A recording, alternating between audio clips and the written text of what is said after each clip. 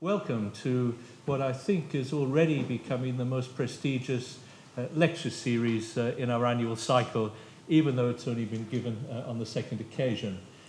One of the advantages of my position is if I ask a very, very good friend very nicely, then they agree to give 3 lectures. And Alison, thank you so much.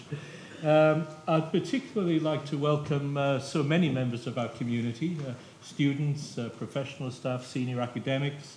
I know quite a number of members of our council in the audience, and I'd like to extend a special welcome to our last chairman, the Duke of Wellington. Thank you for attending. Also, I see in the audience Professor Tony David, now of University College, but Tony will forgive you that, as it was a splendid series of lectures you gave last year. Tonight, we have possibly almost the most topical thing I can think of in university life in the UK at the moment, chosen totally by chance, the first of a trilogy, Blue Chips and Bubbles, Why Were Universities the 20th Century's Most Successful Institutions? So it gives me huge pleasure, as I've said, to welcome you all here today to this second series of King's Lectures, the overall title of which is Universities, the Economy and the State. It seems totally appropriate that as a leading university, we can adopt and adapt the concept of the Wreath Lectures to allow a very distinguished lecturer time to develop arguments with a unifying theme from a high-profile and prestigious platform, enabling them to elucidate, to challenge, and to make us think and to debate. Through the idea of the trilogy is to develop a theme in a more detailed way than one can do in a single lecture. Last year's inaugural series on psychiatry, science and society by Professor Tony David amply proved this supposition to have some correctness.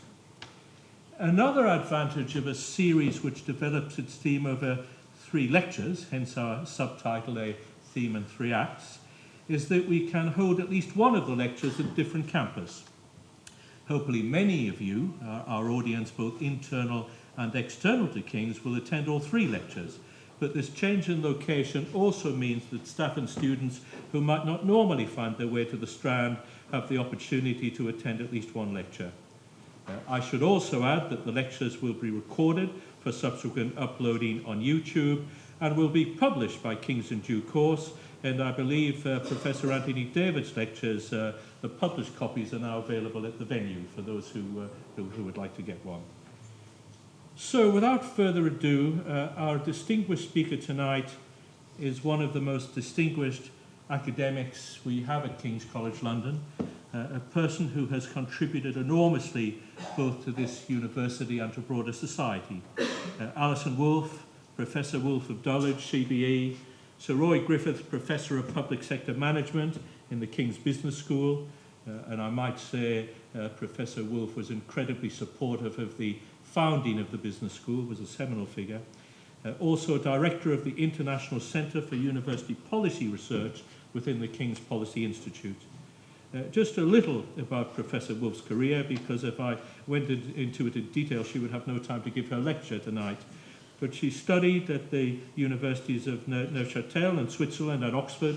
She spent her early career in the States, working as a policy analyst for the US federal government, and she's taught at the Catholic University of America, George Washington University in DC, the Institute of Education here in London, where she's still a visiting professor, and at Columbia as well as at King's. She specialises in the relationship between education and the labour market, with a particular interest in training and skills policies in universities and also in the medical workforce. The latter is particularly appropriate to the chair she holds, established in memory of an influential government advisor on medical management, Sir Roy Griffiths, as I've already mentioned. Alison is highly involved in policy debate, both in this country and more widely. She has been and is a specialist advisor to the House of Commons Select Committee on Education and Skills. She has authored the Wolf Review of Vocational Education for the 2010 coalition government, still very influential. And in 15-16, she was a member of the independent panel on technical education, chaired by Lord David Sainsbury. In February of last year, she was appointed as a member of the independent expert panel for the English government's review of post-18 education and finance, headed by Philip Auger, and Alison, I think we'll see the results of that work soon. While most of Alison's current work focuses on the interface between educational institutions and labour markets, she also has very long-standing interests in assessment and in mathematics education, and was undoubtedly the driving force of one of the most exciting initiatives from King's in recent decades, the establishment of our incredibly successful King's Maths School. She has been an advisor to, among many others, this is a very abbreviated list, the OECD, the Royal College of Surgeons, the Ministries of Education of New Zealand, France and South Africa, the European Commission, the International Accounting Education Standards Board and the Bar Council. As well as many academic publications and journals, Alison writes widely for the national press and is a regular presenter for analysis on BBC Radio 4. Her influential books include The XX Factor, How Working Women Are Creating a New Society, and Does Education Matter? Myths about Education and Economic Growth. If Alison will forgive me for making a very minor joke, I'm tempted to say that in her spare time, Alison also sits in the House of Lords as a crossbench peer, but I wouldn't dare say that. However, collectively, I think I've given you a picture of the enormous hard work and endeavour that Alison brings to all her activities. She was awarded a CBE in 2012. I could go on at some length, but I think it's absolutely clear that there could not be a more appropriate person anywhere in the land to give this series of lectures about this topic, which is so relevant to all of us. So, blue chips and bubbles, why were universities the 20th century's most successful institutions? Alison won't take questions today, but she will mingle for those of you able to stay for drinks and chapters afterwards, and is happy to engage in informal discussion. And in the course of the third lecture, we will have a panel discussion with room for broad input from the audience. So please welcome our wonderful speaker for the first in the 2019 series of King's Lectures, and she will be giving all three, Professor Alison Wolf.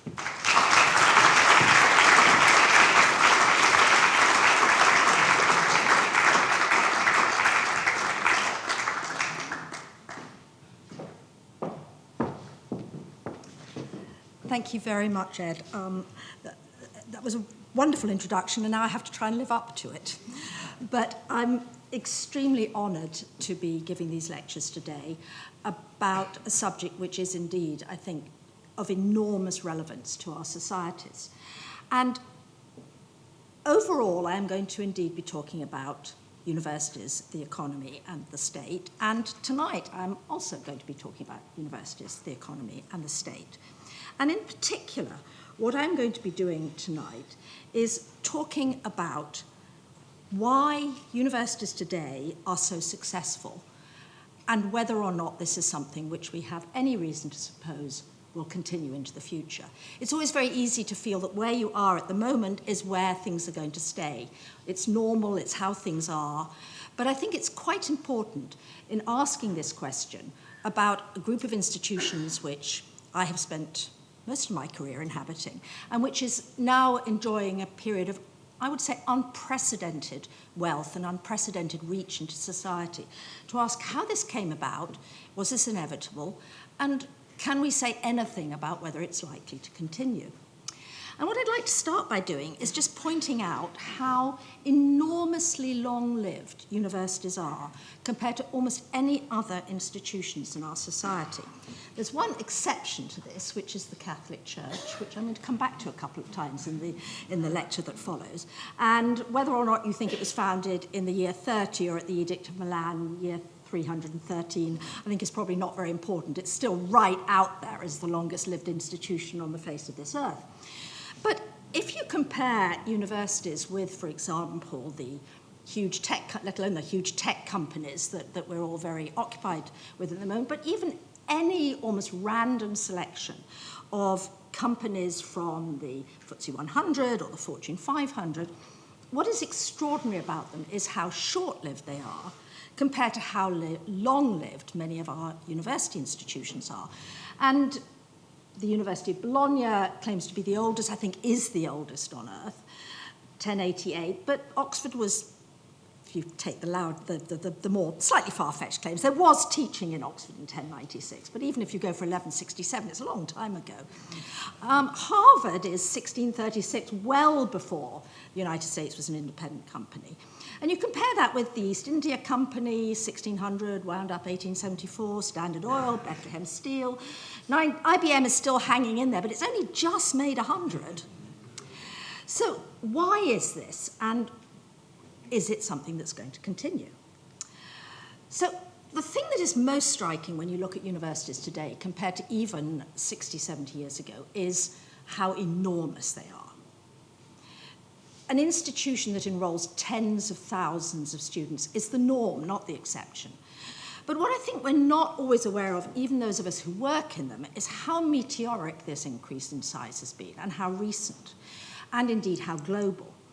And the thing which I think it's also very important to remember, and which again I will be coming back to at various points in this lecture and in the next two, is that this is a very expensive pursuit in which we're engaged.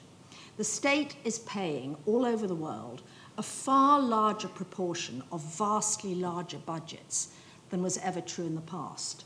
And that is something which has to be understood in thinking both about what is happening to us today and what might happen to us in the future. So just to give you an example, I've taken France, Germany, and the UK, the three biggest economies in Europe. And if you look very carefully, you will see that there is a tiny little blue column, so tiny you can hardly see it. In fact, if I show this to people without explaining, they basically miss the blue, especially if I do it in black and white, by the way. So that was the proportion, that was the number of students, absolute number of students, in each of these countries in 1900.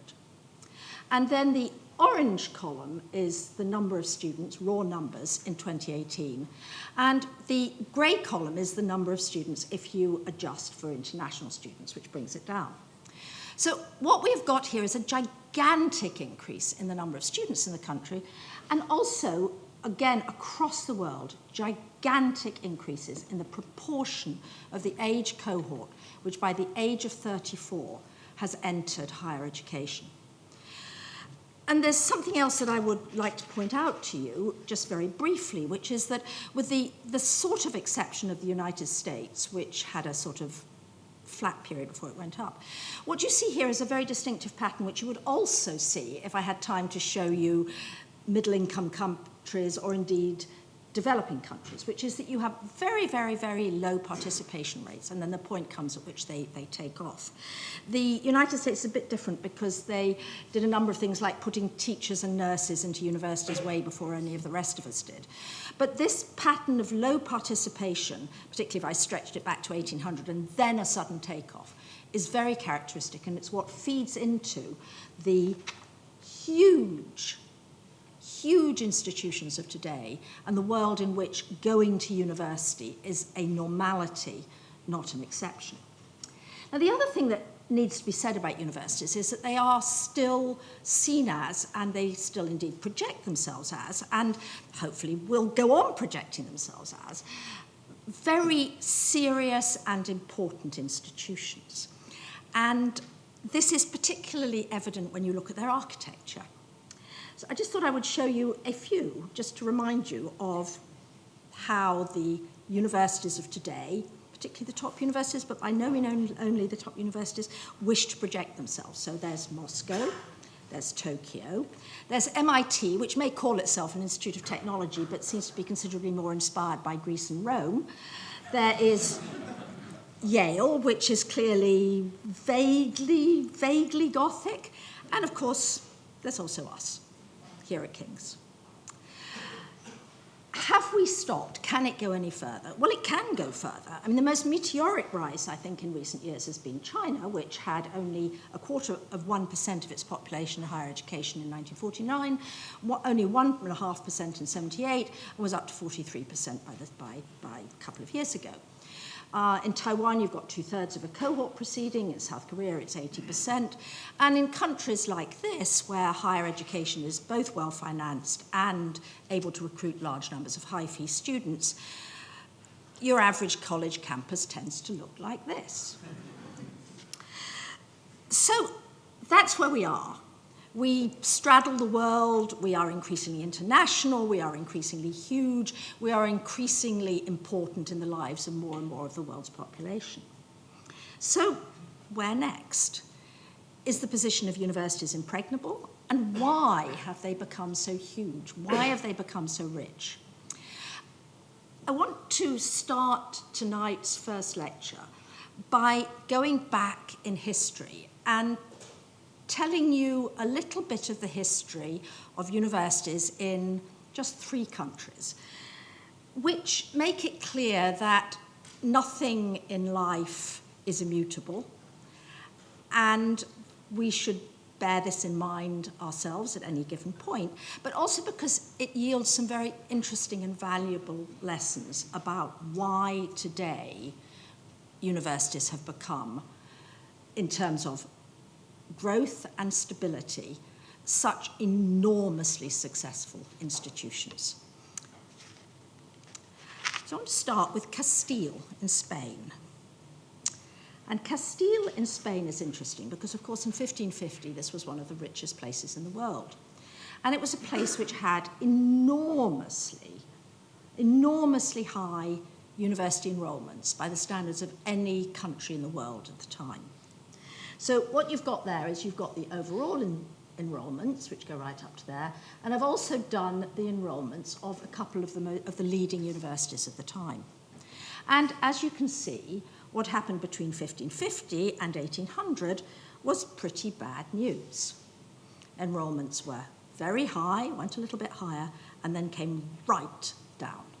The very bottom bit is in the middle of the war, but even afterwards, they're not doing too well. France, early and successful start. Paris is normally seen as the second real major university. As I said, Oxford claims to be earlier, but you know. Hugely successful start. Paris is a magnet for scholars from all over Europe. And universities spread out throughout medieval France and early modern Renaissance France. And among the universities of the next 300 years, there were Dole, Valence, Bourges, and Cahors. None of those exists any longer. Successful establishments which have vanished from the map. And the third place I want to look is an educated legislature. English members of Parliament, 1563 to 1642. And I particularly want to draw your attention to 1640 to 42, because what you can see happening there is an increase in the percentage, both the number and the percentage, of MPs in the English Parliament, and this was the English Parliament, by the way, it was before Scotland got merged, taken over, unionised, whatever. So this is the English Parliament, and it's leading up to the time of the Civil War.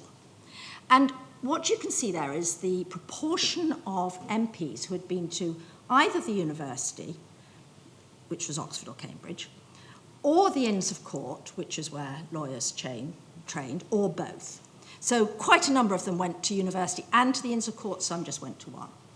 And that meant that by the eve of the Civil War, the English Parliament was more educated pretty much than at any time until the end of the 20th century.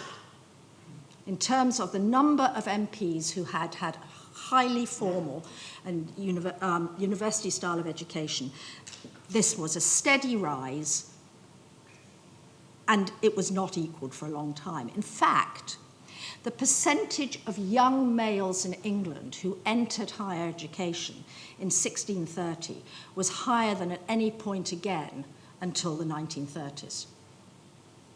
So again, it doesn't look as if an upward trend for universities is quite as inevitable as we might feel.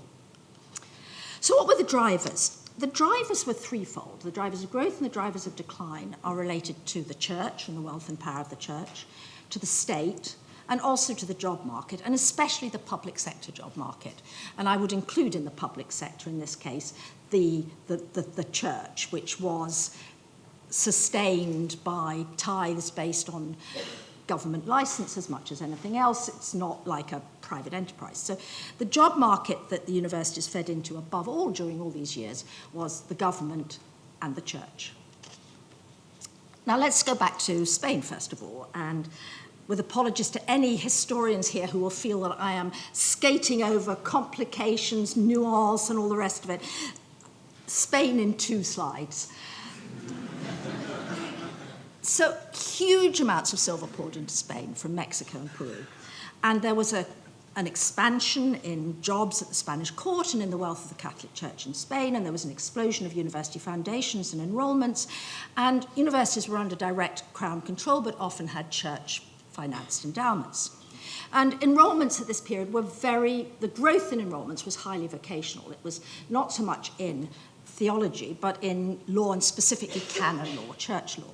And the graduates were employed by the church and the government, which in turn were both sustained by this flow of wealth that was being taken out of the South America following the Spanish conquests. And then from the 1650s and even more from 1700, Spain enters economic decline. And that's when you get this plummeting of university enrollments. People were sending their sons, not their daughters at that point, but their sons to universities, and they were paying fees. Now, the universities also had independent wealth, but people were paying for their children to go to university because of the job prospects that came out of it. So from 1700 particularly, the wealth has been spent. Anybody who's visited Genoa will see that a large part of it was siphoned off by Italian bankers, but basically Spain is in economic decline. Universities become very small, very local, increasingly clerical. The number of government jobs shrinks. They're increasingly reserved for people who come through 1 or 2 favoured institutions, and small landowners, the gentleman class, basically stop sending their students to university. They just stay home, look after their estates. England is not quite as dramatic, in fact, nothing like as dramatic, but it has similarities. So in the first part of the 17th century, you get this big increase in student numbers at the 2 universities and also at the Inns of Court, which is reflected in these big increases in the number of MPs who have a university or an Inns of Court education. And this huge increase was fueled by demand from the bourgeoisie, many who had new wealth, new land holdings. It was a period of economic growth. It was a period of a very active land market. And it was also, to a large extent, vocationally driven. There were more jobs for lawyers. Church livings were increasingly reserved for graduates. But it wasn't actually only reserved because of the vocational pool. It was also driven by a Puritan zeal for learning. This was a period of a ferment of ideas. So there were 2 things going on there. And interestingly, if you look at university life in the first half of the 17th century, students actually worked hard. They didn't sort of lie around and drink, and they did graduate, and they were expected to work by their very serious and in some cases increasingly revolutionarily inclined parents. So this was a period of serious study as well as serious growth. And then, of course, you get the Civil War, which many people at the time probably felt was to a significant degree the fault of all these dreadful ideas that MPs were acquiring in university. But then, after the Civil War, you get a period which one can really only call 150 years of decline. One of the important things about the 18th century universities and the late 17th universities in England, as compared to Scotland actually, is that they had endowments, so they were actually genuinely more autonomous than I think at any other, probably than any other period. So they had a combination of endowments and fees, and Tory Oxford particularly was entwined with the established Church of England. And I think one of the things to emphasise is that all of the history up to this period has been a period when the church was independently powerful and independently important in the development of the university sector and in its role in society. So from this period on, student numbers shrink, and universities are increasingly about clerical training and a finishing school, and Oxford, by the way, was at war with the government from about 1680 on, and couldn't be closed down because it wasn't dependent on the state, but became less influential.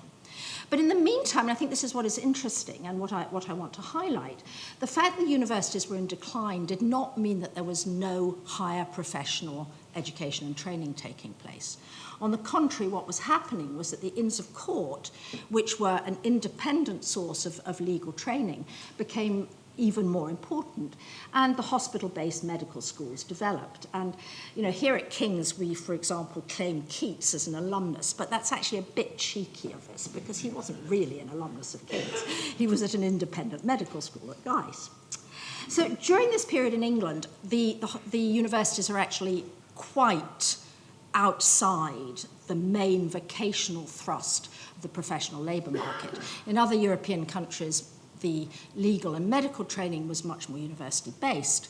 But what was true, again, very clearly here, not everywhere, but here, which was the country of the Industrial Revolution, the country of the Enlightenment, was that science developed outside the universities for a very large extent. So you didn't have to have a university in order to have a scientific revolution. And the other thing, which is, I think, quite interesting, is that because of all of these developments, until as late as the mid-19th century, there was actually very little demand for university education in England. There were a large number of idealistic philanthropists who tried to establish universities. But the problem was that without state support, there actually wasn't enough of a vocational pull for large numbers of parents to spend the money to not just pay fees but support young people through years of university study. And there were periods, even after the foundation of the University of London, when it was really only for UCL and King's. It was the junior departments, the secondary schools, that actually kept them solvent. And you will be aware that you may not be aware that we're about to redevelop the quad, but underneath the quad of this building, there were the classrooms of the first King's College Junior School, the one that became King's College School, Wimbledon. And I have to say, I had not realised until recently quite how important it was to the financial health of this institution in the early years of its existence. So 18th century Britain was a place in which the universities were not really that important. And interestingly, at the beginning of the 18th century, this was true even of Scotland. The Scots reformed their universities earlier. The medical school at Edinburgh was reformed in 1723 and clearly based in a university from then on. But at the beginning of the 18th century, what is interesting about it is that I couldn't better this phrase. The University of Edinburgh offered an inconsequential mishmash expounded by timid men of negligible capacity. I think that's a pretty fair description. And the interesting thing is that it was very much under the thumb of not the Church of England, but the Kirk, the Presbyterian Church of Scotland, the Kirk, which at that point was enormously powerful in Scotland. So again, the church as an independent institution is very, very important at this point, not in supporting rebellious medieval scholars, but in making sure that the university towed the line and in barring David Hume from appointment to a chair. Now, by about 40 years later, the Scots had already sorted out their universities considerably more than the English had. Adam Smith, who had taught at Glasgow, then came down to spend some time at Oxford and was horrified. And his judgment of Oxford was that in the University of Oxford, the greater part of the public professors have for these many years given up altogether even the pretence of teaching. And this, as I said, was a period when the university was financially independent, had endowments, and very close to the established church. And according to Adam Smith, and I don't think any of his contemporaries disagreed, they make a common cause to be all very indulgent to one another, and every man to consent that his neighbour may neglect his duty, provided he himself is allowed to neglect his own. So, what about France? before we come back to the present. Well, what happened in France was really revolutionary. They basically abolished all their universities, just wiped them out. So the reason I didn't have the Sorbonne on that first slide of really long-lived universities is that strictly the Sorbonne is not all that old. It had to be refounded. Because at the time of the revolution, all 22 universities were formerly, there were 22 in France, many of them very small, very local, a bit like Spanish ones, but with a hold on the local elite, and they were where lawyers and doctors trained. They were all abolished in 1793. And actually at that point, France was genuinely revolutionary, and they decided in true libertarian style that having licenses for lawyers and doctors was completely unacceptable, and anybody should be allowed to hang out their shingle and practice law or medicine, which reminds me of some of the more extreme libertarians in the modern Western world. But anyway, medical and law teaching and professional licensing by the state were reintroduced quite quickly, but it was actually a long time before the university structure re-emerged in any real sense. And under Napoleon, there was a single structure for secondary and higher education, which was, in fact, among other things, the basis of the fact that the French developed such extremely good upper secondary education in the lycées. But they didn't recreate universities in the plural, and they certainly didn't recreate even semi-autonomous universities. And under the Third Republic, there was a lot of reform, a lot of spending, a lot of anxiety about Germany, which was also the same in this country in, I think, in sort of 1860 to 1880. Everywhere in Europe was getting anxious about Germany, not at this point about the military build-up, but about the fact that their universities were doing so well.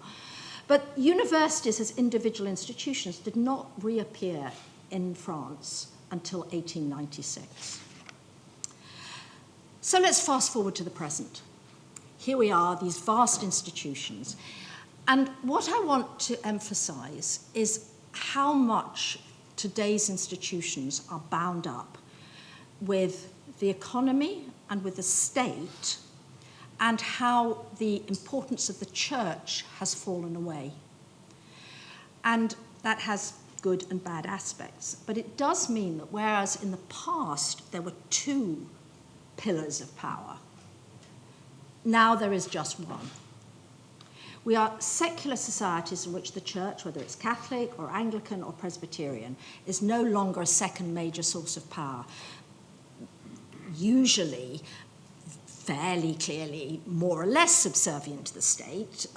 In England, when Henry VIII got going, extremely subservient to the state.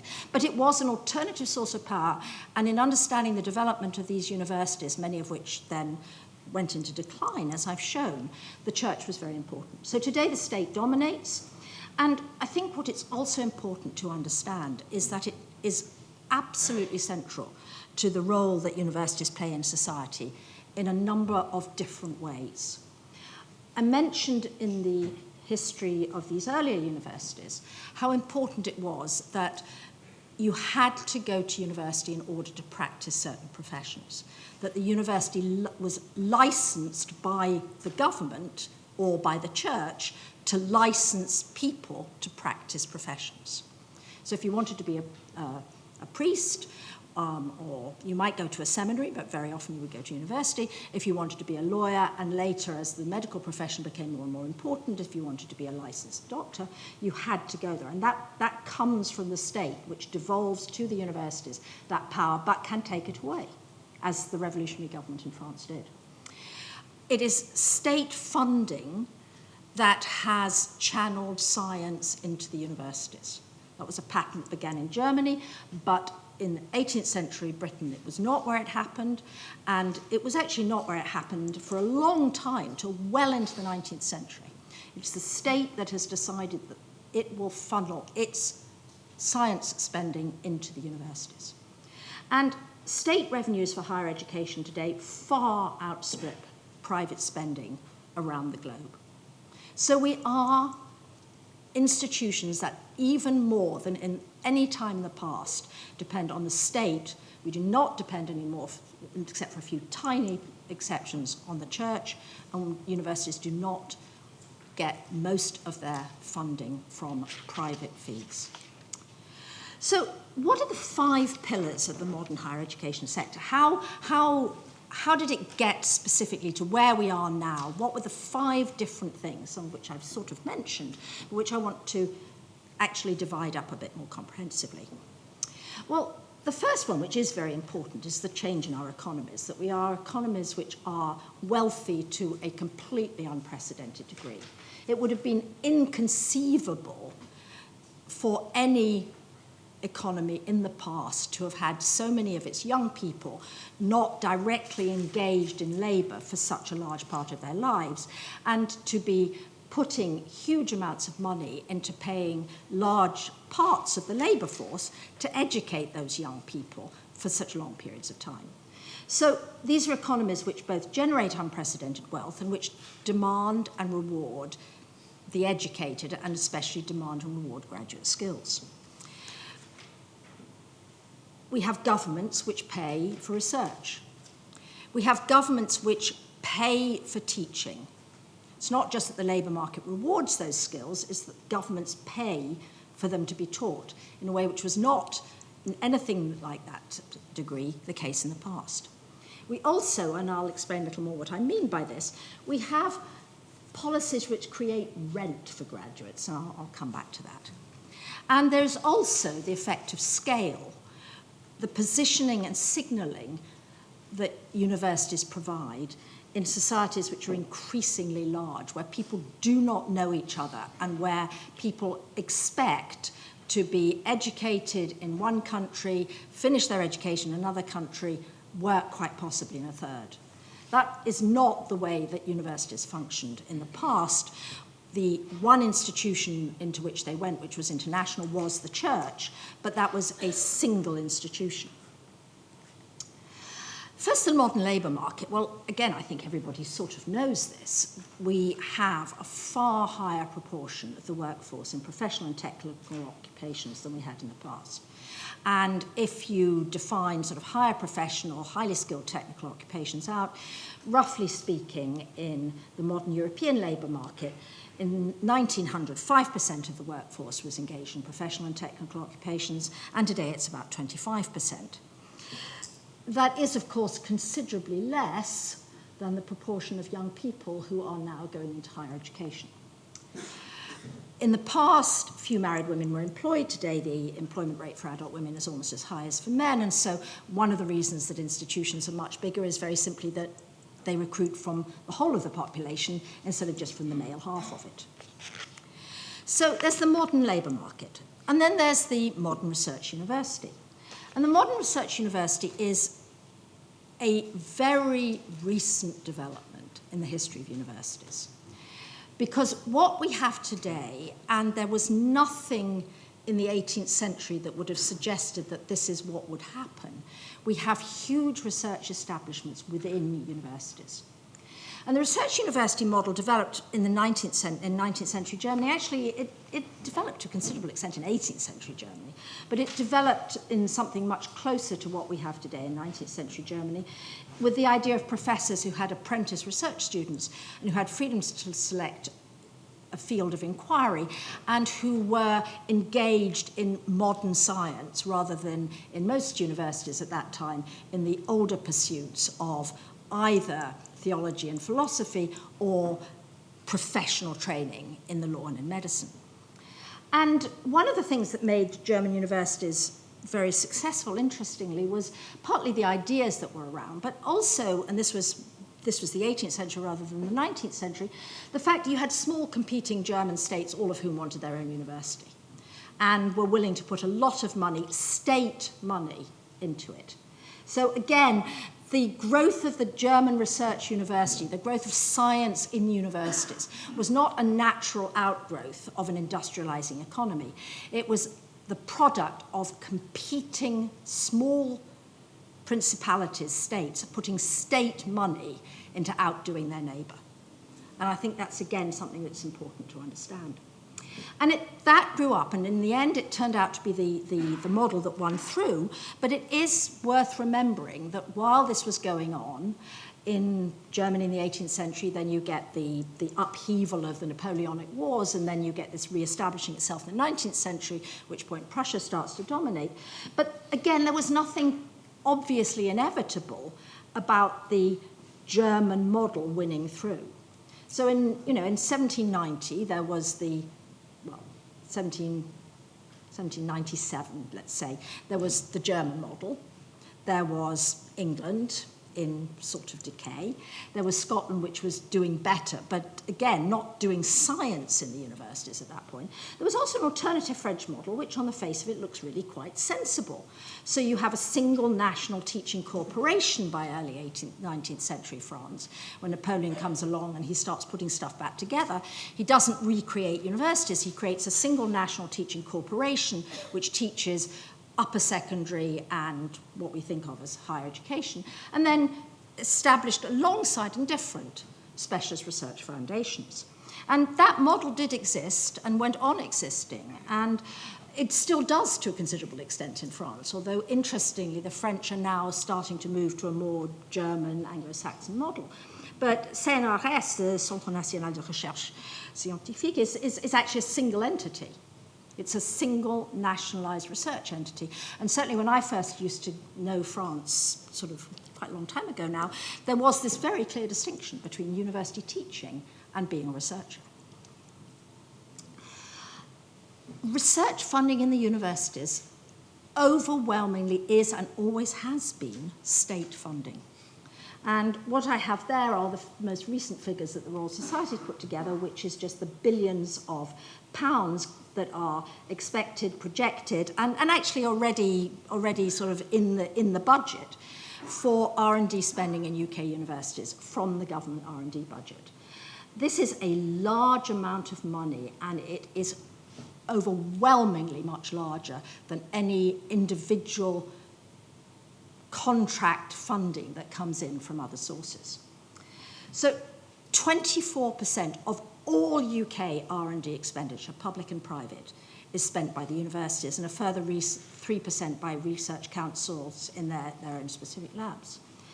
And added to that in this country, you have QR funding as part of the university grant, which is another roughly 1.6 billion in total, but has remained fairly constant. And again, the point that I want to make here is that this R&D funding, this research university, is a state creation. The third thing that universities have to thank governments for is that they pay for education.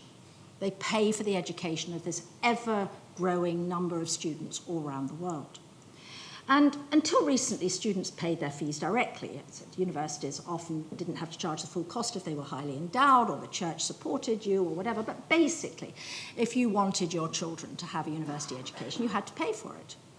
And until the enormous economic growth that marked the second half of the 20th century, when this explosion in university enrollments all over the world began, most people couldn't afford it. Nowadays, the state pays. The vast amount of this money that supports teaching comes directly or indirectly from the state, either because you live in a country which offers free higher education, and I put free in brackets because, of course, it isn't free, it's taxpayer funded, or partly free, either because only part of the cost is covered by fees, or because, in fact, you've got highly subsidized loans. And this is expensive. For the OECD countries, the average amount of GDP that is spent on higher education is 1.5% of GDP, whereas for the whole of the rest of education put together, it's 3.5%. So it's almost half of the total rest of the education budget is being spent on higher education. The fourth thing that universities have to thank the government for is what I've called rent. Now, rent is extra income. It's technically the extra that accrues to the owner of a factor of production over and above what would be needed to get that going. So it's what you get if you have monopoly power. It's what you get if people believe that they have to pay you far more than actually they would have to pay to get somebody into that job. It's all the extra bits which under economists modelling perfect competition, visualise this never-to-be-achieved world in which there is no rent. Everything is done with maximum efficiency and nobody is paid more than they need to get production going. But rent is a reality of life. And one of the major sources of rent, which has been with us since the beginning of universities, is licensing. The idea that you cannot do a job in a given country unless you have a license to do so, which is granted by the state. And that may or may not go through the universities, but very often it has gone through the universities. And that was also, of course, the case when the priesthood was an enormously attractive way of earning a decent living. And again, you couldn't, obviously, I say obviously, but it's worth thinking about it in this sort of slightly deranged way that economists do. What the Catholic Church was doing was providing licenses to be a priest, and you couldn't be a priest if you weren't licensed. So you couldn't set up in competition and offer a cut rate. So if only the licensed can pursue an occupation, this may be very important in that it stops people doing something which they're not good at, and it may protect the consumer. But what we also know is that it also increases their income. That there is, if an occupation is licensed, one of the things that the licensed tend to want to do, and are quite effective at doing, is reducing the number of other people who have that license, and that inevitably tends to put the cost up. Now, the other thing which I think is important is that we live in a society which has its own very clear set of values. And there's another thing in the modern labour market which creates rent and which is important in explaining why universities matter so much.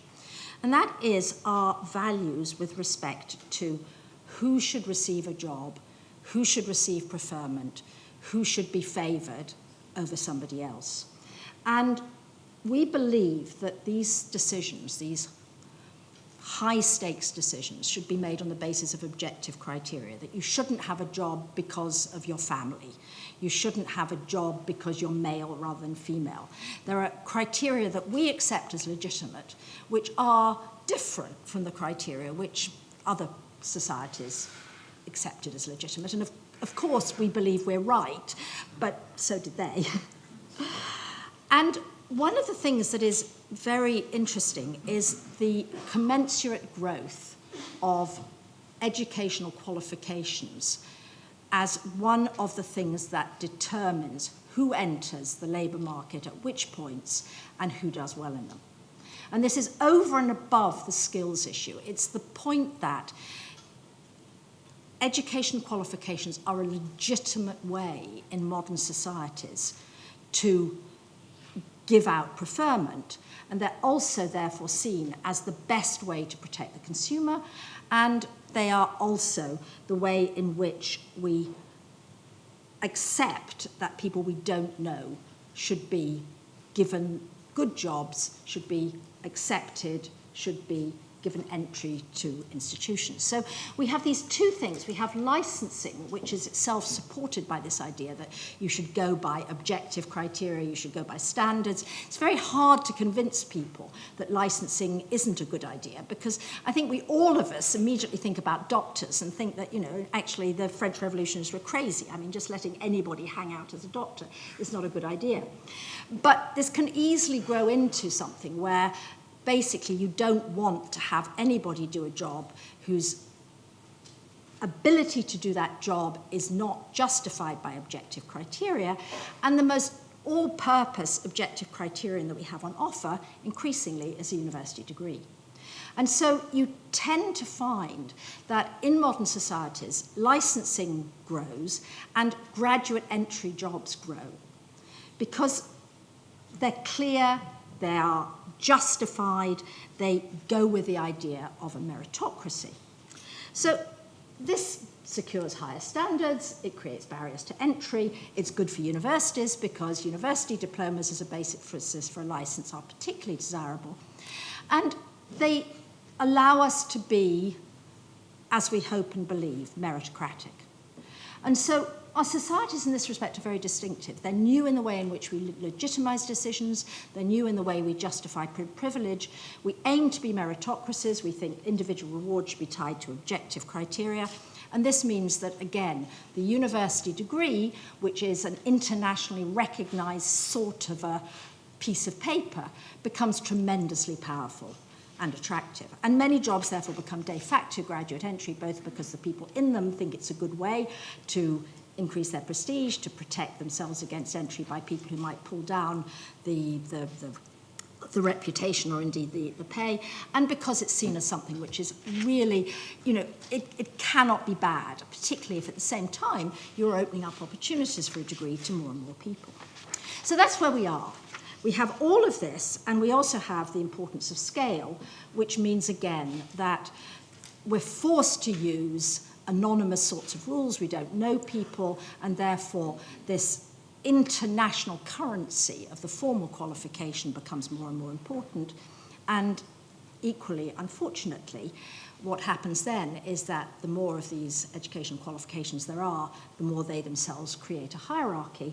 And so what then tends to happen is that you're looking for the reputation not just of the university degree to give you legitimacy, but also the reputation of the individual institution. And I'm going to come back to that theme in somewhat more detail in the following two lectures. So that's where we are. No one gets sacked for drawing up an all-graduate shortlist. No one gets sacked. Graduating from Harvard or Yale will not count against you as a Supreme Court nominee. They all are, graduates of those. And we have increased numbers of international students travelling in search of well-recognised diplomas in a world which has therefore become very good indeed for universities. So, are there storm clouds ahead? Are we in bubble territory? As long as our economies remain healthy, it's hard to see how labour markets can, or indeed should, disengage themselves from using formal credentials as well as substantive skills as a way of selecting people and hiring people. And in that situation, it's hard to see how rational individuals could not see a university route as a very attractive and appropriate one for themselves and for their children. But I do want to emphasize that the current pomp and glory of higher education depends enormously on political favor, on government largesse, that this modern university world is a creature of the state, and there are ways in which things could go wrong. I really put this up just as a detour because I wanted to put these two pictures up, but I would just like to remind everybody the state doesn't like rivals and challengers. What I've put up there is two large buildings that brought their builders to a sticky end. One was Hampton Court, because Cardinal Wolsey got too big for his boots and thought he was almost as important as the king, and he wasn't, and Henry VIII therefore grabbed Hampton Court, and also got rid of Cardinal Wolsey. And this was a similar case with Louis XIV. Vaux le Vicomte was the end of the comptroller of the state finances. He took one look at it and got rid of the comptroller himself. If he could build this, he obviously was taking too much money. But I don't think we're doing that. I hope we're not doing that.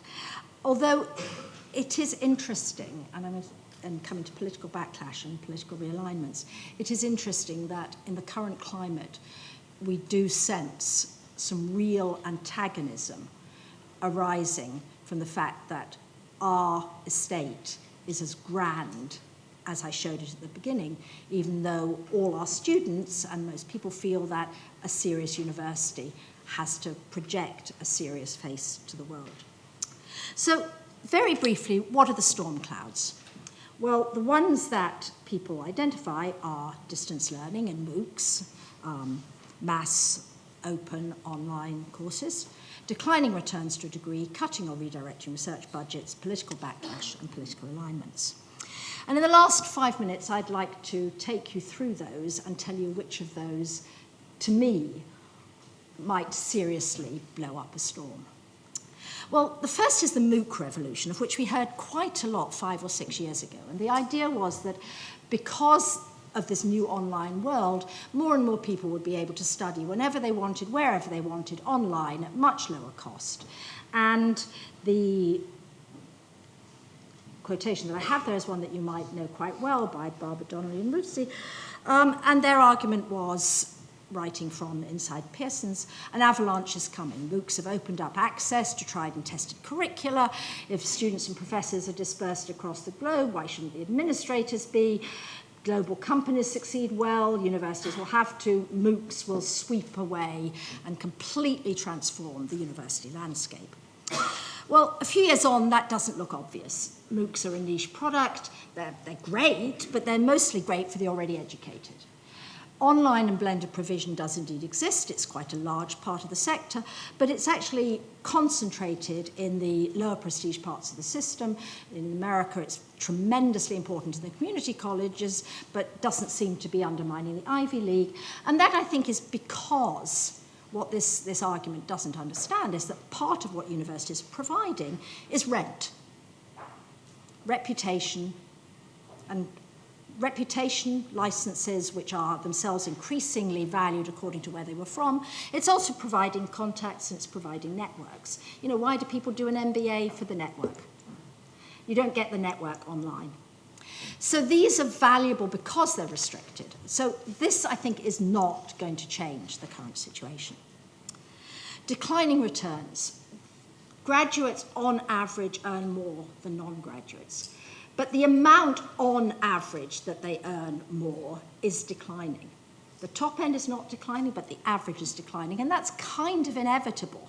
When you have more and more people going to university, when you've got 50 and 60% participation rates, okay, you've got 25% going into professional and technical jobs rather than 5%, but you've got more and more people going into university, the average income gain is going to go down.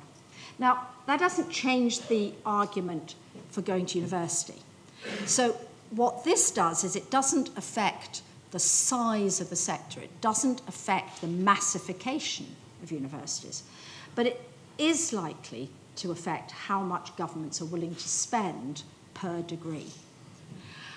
Because, as I've said, this is a large amount of money that they are spending. And if they see many graduates not earning that much more as a result of going to university, they will not be under any less pressure to support higher education, but they will start to wonder whether they are spending too much per student.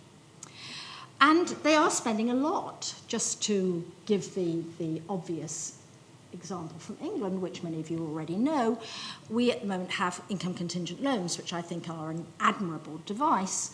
And that means anybody who is accepted by higher education gets an income contingent loan. But they're fairly generous terms, and indeed it's built into the design, means that they will, a large part, they will never be repaid. And at the moment on the current model, the value of the outstanding loan book, the amount that hasn't yet been paid back, is set to rise to about the equivalent of 20% of GDP by the 2040s. And when you take into account the cost of financing, the government's currently predicted to be making a loss of about 10 billion on every cohort. This is serious money in a world where there are lots of other things that you want to spend. And just to give you an example, even in today's world, there are huge differences, in how much different developed countries spend per student on higher education. So Australia, Canada, France, Germany, Italy is way lower, Spain is way lower. The total annual spend and the core annual spend, which is the bit that's going on core teaching activities, are currently much higher in the UK and the USA. But the reality is that you have perfectly serious, successful industrial economies like France and Germany, which are spending a lot less. So this is a real possibility. Falling research budgets. It's hard to believe in the current climate that they will fall. Universities are the main recipient of government R&D. More successful government, or all governments that can afford it, are truly signed up to high levels of R&D spending because they see that as the way to increase productivity, to maintain their place as a wealthy part of the rich world. It's pretty much an act of faith that more R&D spending is better. It cannot be bad, it has to be good. I don't think it will change in the near future, but there could be a time when basically governments say a lot of this is not showing any obvious return. And if that happens, if governments lose faith in ever-increasing R&D spending, then the modern research university, the modern huge research university model is immediately under threat. Political backlash. This is sort of related a little bit to number 2, but it seems to me that a combination of falling returns to degrees and disillusion really could create this form of political backlash and is bound to mean more regulation and control from the state which underpins oral activities. And again, I think that one of the things that's quite striking compared to even a few years ago is the growing antagonism to universities in the media, both from the right and the left. I'm not going to tell you to the end which columnist in which newspaper wrote this. So I want you to think to yourselves which newspaper you think this appeared in, and then you'll find out at the end if you were right. But there is more and more of this. In any other area, it would be called mis-selling. Given the sheer numbers of those duped, a scandal would erupt. We don't call it mis-selling. We refer to it instead as going to uni. Finally, and this is the most dramatic, but probably, in my view, is what will happen one day. As long as R&D manages to continue generating new ideas, as long as our economies really do continue to be innovative and to grow, I think that the modern university sector will continue to be supported by the state, partly because of the R&D, and partly because in a democracy, more and more people very rationally want to go to university because that's the way to get the prizes, and it's very hard to pull the plug on the majority of your voting citizens. But political revolutions occur, which is why at the beginning of this lecture I pointed back to the French Revolution, whose ideas still really dominate much of the political life of the modern world. And as Thomas Piketty and others have pointed out, we have different divides opening up in society. And one of the ones which is very characteristic of both of France and of the UK and of North America is between an increasingly left-voting university graduate elite, which Piketty calls the Brahmin left, and low education, low-income voters who increasingly vote for the right-wing or populist candidate. And you can imagine a world in which actually everybody has gone to university, but it depends which university you've gone to. So you can think of yourself as a low education, low income, and be a low income voter, even if you've had some higher education. Now, whether or not the current trend will die out, whether it'll arrive at something else, who knows? But populism and, in a way, and politics which is led by people who are not products of elite top universities, is already with us. And just down the left-hand side, 4 non-graduates: Jeremy Corbyn, John McDonnell, Angela Rayner, who is the current spokesman for education in the Labour front bench, and Nigel Farage. Other non-graduates include the 2 top politicians in Italy at the moment, Matteo Salvini and Luigi Di Maio. Erdogan didn't go to university. In Egypt and Iran, clearly you have a soldier and a cleric. So if you actually have a serious realignment of politics, then institutions which, as ours are so much a creature of the modern R&D-oriented, liberal, globalist state with a commitment to a certain type of objective criteria and certain values, are going to be quite vulnerable. So finally, crystal ball glazing. I don't think 16th century Spanish students at universities of Baeza and Avila could have imagined a future in which one of their institutions, that's the University of Baeza, would close forever, and another was going to go down to 5 students before it turned around. I think pre-Civil War, English Puritans and Baconians might have envisaged the universities being taken over by reactionary Anglicanism. I don't think they could have imagined a world in which the church was essentially irrelevant to the university. So if our societies remain genuinely innovative and genuinely knowledge-based and continue to produce the goods for our citizens, then I think our universities will remain the defining and respected institutions that they became during the 20th century. And if not, not. And for those of you who did stop to think about who it was who mounted that vitriolic attack on the universities of today, it was a Guardian columnist called Aditya Chakrabarti. So that was the left and not the right. Thank you very much, everybody. So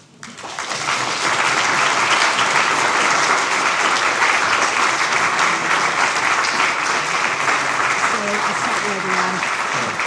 Well, thank you very much, Alison Wolf, for a superb lecture.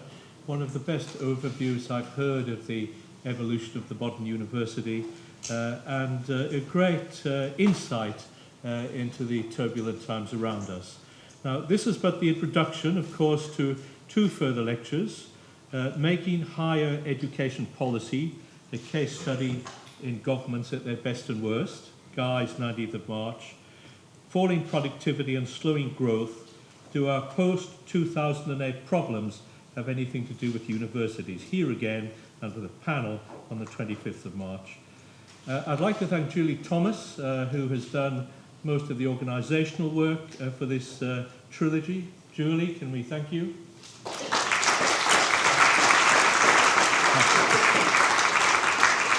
And I'd like you to join me again before hopefully joining us in chapters for some refreshments, and thanking Baroness Alison Wolf for a superb beginning to this second trilogy. Alison, thank